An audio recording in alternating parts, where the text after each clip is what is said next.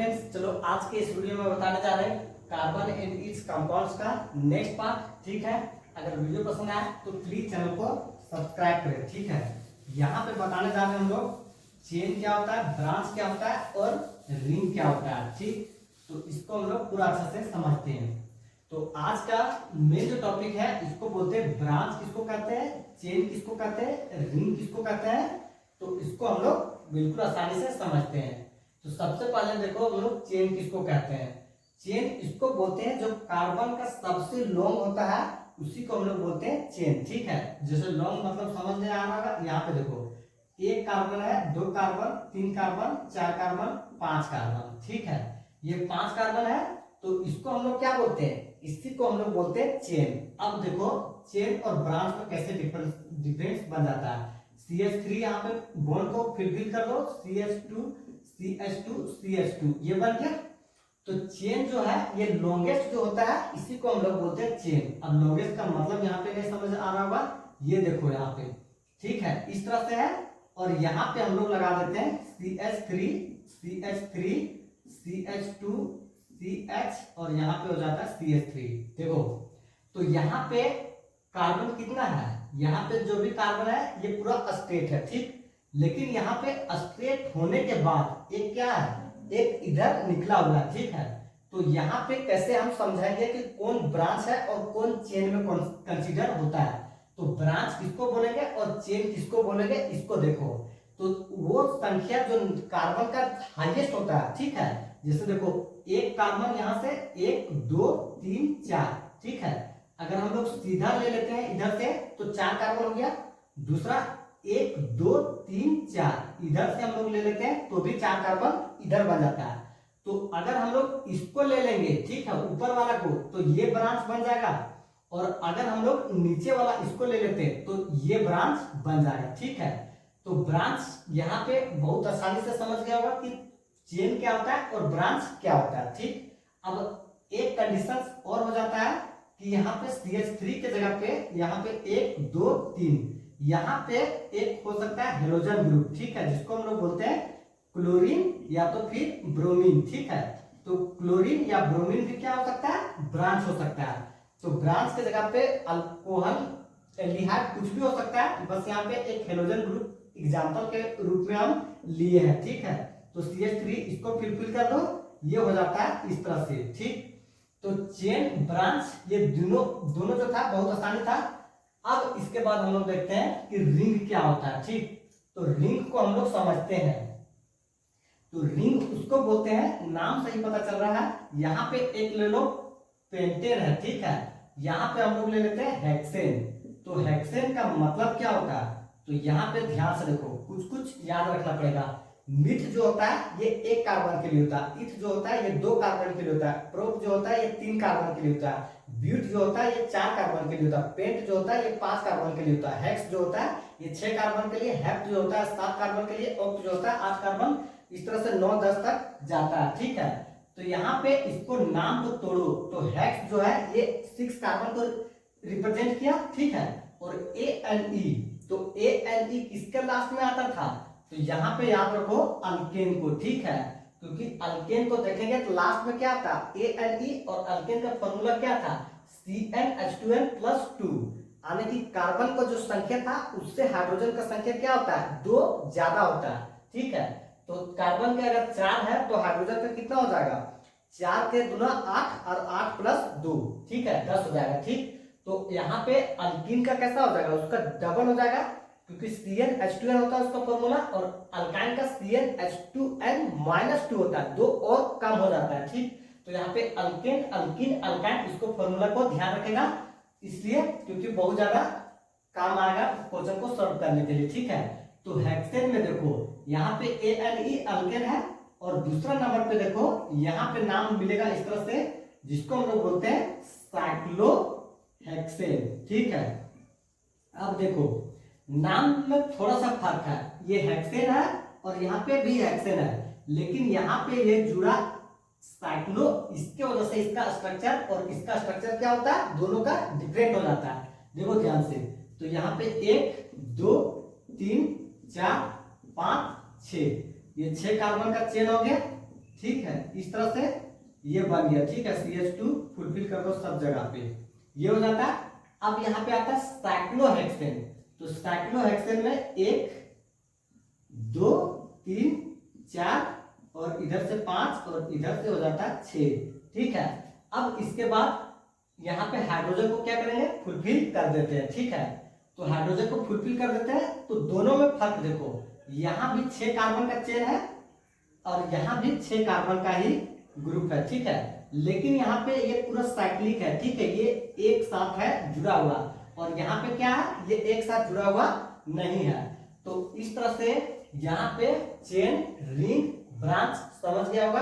अब यहाँ पे थोड़ा सा बहुत अलग होता है, जिसको बहुत इंपॉर्टेंट समझना होता है, ठीक है। यहाँ पे हाइड्रोजन फिल नहीं किए, कर लेना, कोई दिक्कत नहीं है इसमें, ठीक है।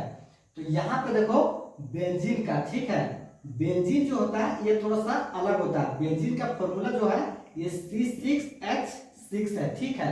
यहाँ पे इसका फॉर्मूला को बहुत इंपॉर्टेंट से ध्यान रखेगा, ठीक है, इंपॉर्टेंट समझ के, क्योंकि इसका सवाल बहुत आता है, खासकर 11th-12th में, ठीक है। ये 10th में उतना ज्यादा नहीं आएगा, लेकिन बेंजीन का स्ट्रक्चर आ गया तो इस केस में से बनाना होता है।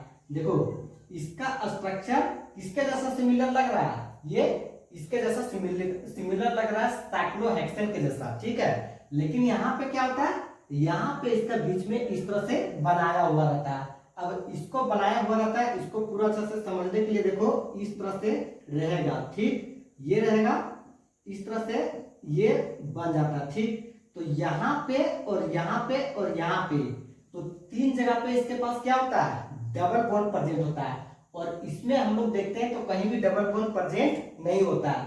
तो बेंजीन और साइक्लोहेक्सेन में सबसे बड़ा जो डिफरेंस होता है ये डबल बॉन्ड का होता है, इसीलिए इसका स्ट्रक्चर और इसका स्ट्रक्चर में ये डिफरेंस देखने मिल जाता है। अब हम लोग यहाँ पे थोड़ा सा एक्स्ट्रा हम लोग समझते हैं कि नेक्स्ट जो है ये फंक्शनल ग्रुप का इंपॉर्टेंस दिया जाता है, क्योंकि फंक्शनल ग्रुप को हम लोग नेमिंग में इस्तेमाल करते हैं, ठीक है। तो देखो फंक्शनल ग्रुप कौन कौन सा आता है।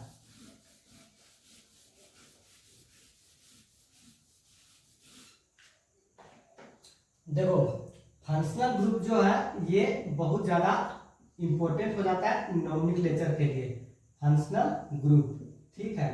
तो इसको याद रखेगा सबसे पहला। तो सबसे पहला फंक्शनल ग्रुप जो है ये इसको लेते हैं हम लोग, हेलोजन को लेते हैं, ठीक है। हेलोजन में कौन सा आता है, क्लोरीन आता है, ब्रोमीन आता है, ठीक। उसके बाद दूसरा नंबर पे है, इसको बोलते हैं अल्कोहल, ठीक है। तो अल्कोहल का फॉर्मूला इस तरह से होता है शॉर्ट में, अल्कोहल। उसके बाद आता है, इसको हम लोग बोलते हैं एल्डिहाइड, ठीक है, ये हो जाता है इसका फॉर्मूला। इसके बाद आता है, इसको हम लोग बोलते हैं कीटोन, इसका ये हो जाता है फॉर्मूला। इसके बाद जो आता है इसको बोलते हैं हम लोग कार्बोक्सिलिक एसिड, ठीक है। इसके बाद जो आता है इसको हम लोग बोलते हैं डबल बॉन्ड, और इसके बाद जो आता है इसको हम लोग बोलते हैं ट्रिपल बॉन्ड, ठीक है। तो यहाँ पे ट्रिपल बॉन्ड का मतलब है अल्काइन और डबल बॉन्ड का मतलब है अल्कीन। और ये carboxylic acid, ketone, aldehyde, alcohol, hydrogen group, ये तो बिल्कुल इजी है, ठीक है। तो कभी कभी नाम में यहाँ पे आ जाता है, तो देखो नाम को हम लोग कैसे समझेंगे, इसको कंपलसरी याद रखना होता है। देखो यहाँ पे एक ले लेते हैं हम लोग ब्यूटेन, ठीक है, ब्यूटेन ले लिए, और दूसरा हम लोग ले लेते हैं ब्यूटानोन, ठीक है, ब्यूटानोन।